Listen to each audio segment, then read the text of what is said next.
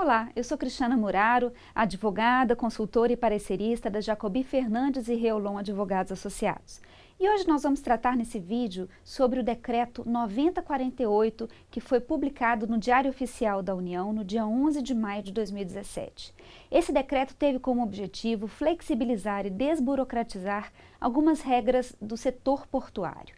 Vamos lembrar que em 2013 foi editada a Lei 12.815 e o seu decreto regulamentador, o Decreto 8033, ambos de junho de 2013, que foram conhecidos como novo marco regulatório do setor portuário. A primeira lei em relação ao setor portuário é de 1993 e ela ainda trazia grandes inseguranças jurídicas, o que é bastante complicado para a atratividade dos investimentos no setor. Com esse objetivo, nós tivemos em 2013 o novo marco regulatório do setor portuário, o objetivo de atrair investimentos, mas algumas regras ainda foram consideradas demasiadamente engessadas por esse marco regulatório. Por conta disso, neste ano, foi editado o Decreto 9048, que tem o objetivo de alterar algumas regras do Decreto 8033 de 2013. Entre as principais mudanças, nós podemos destacar a alteração dos prazos dos contratos de concessão e arrendamento, a alteração de algumas regras do uso dos terminais de uso privado, chamados de TUPs, né? Então, a gente tem aí um alargamento no início das operações dos TUPs, alterações em relação à expansão de área, que são situações que podem flexibilizar e atrair mais investimentos no setor. Nesse cenário de crise política e econômica que o Brasil tem enfrentado, nós temos um setor com um apetite de investimento de mais de 25 bilhões. E para dar a esses investidores a garantia de um retorno justo e remuneração esperada dos seus investimentos, seria necessário ter um marco regulatório bem delimitado e menos sujeito a interpretações de órgãos de controle que pudessem posteriormente trazer prejuízos ou não garantir a remuneração desses investimentos. Dentre as principais alterações desse decreto, nós gostaríamos de destacar aqui hoje dois artigos: a alteração da redação do artigo 19 do Decreto 8033 e do artigo 24. Vejamos por quê. O artigo 19 do Decreto 8033 permitia que os contratos de concessão e arrendamento tivessem a vigência de até 25 anos, prorrogáveis uma única vez com um prazo máximo de 50 anos. A nova redação dada pelo Decreto 9048 permite que os contratos de concessão e arrendamento tenham um prazo de até 35 anos, prorrogáveis sucessivas vezes pelo prazo máximo de 70 anos. Significa que nós temos, além de mais oportunidades de prorrogação, ao invés de uma, diversas oportunidades, um prazo maior para retorno, amortização dos investimentos realizados nessas áreas concedidas ou arrendadas. É importante destacar também que nós tínhamos uma situação que gerou uma celeuma, principalmente em relação à interpretação dada pelo Tribunal de Contas desse artigo 19 em conjunto com o antigo artigo 24 do Decreto 8043.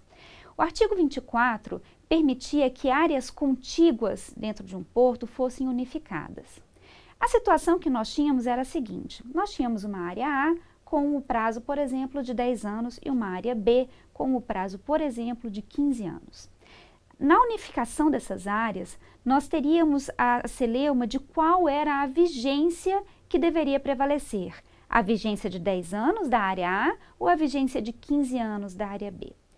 Em relação, por causa dessa insegurança jurídica, a Secretaria Especial de Portos da Presidência da República, antiga CEP, fez uma consulta ao Tribunal de Contas da União, que foi o processo 021.919 de 2015. E essa consulta gerou o Acórdão 774 de 2016 do plenário, onde o Tribunal de Contas firmou seu entendimento no sentido de que, em havendo a unificação de áreas contíguas, a vigência contratual que deveria prevalecer seria a de menor prazo. Significa dizer que, neste meu exemplo, a área A e a área B, sendo unificadas, nós teríamos o prazo máximo de 10 anos. O problema é que nem sempre o menor prazo era suficiente para a amortização de todos os investimentos feitos nessas duas áreas. Então, nós tivemos uma situação muito complicada para os investidores, no sentido de que a unificação não viabilizaria a amortização de alguns investimentos, que no caso daqueles realizados na área B poderiam levar 15 anos e aqueles realizados na área A seriam apenas de 10. Então, pela interpretação dada pelo TCU em relação ao artigo 19 e ao artigo 24 em conjunto do decreto, da antiga redação do decreto 8033, nós tínhamos uma dificuldade na hora da remuneração e amortização dos investimentos.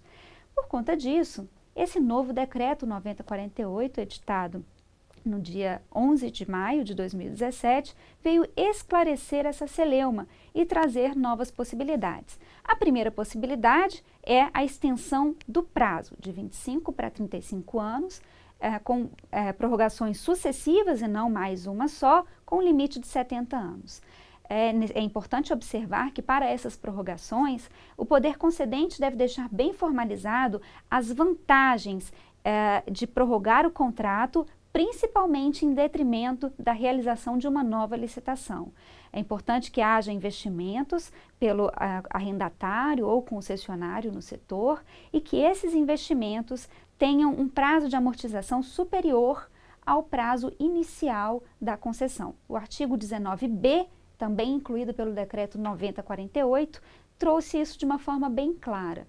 Nos contratos celebrados pós-93, que tenham ainda a possibilidade de prorrogação, pode haver inclusive a prorrogação antecipada, desde que os investimentos a serem realizados sejam imediatos, podem ser escalonados, mas que o prazo de amortização seja superior ao prazo inicialmente previsto deste contrato.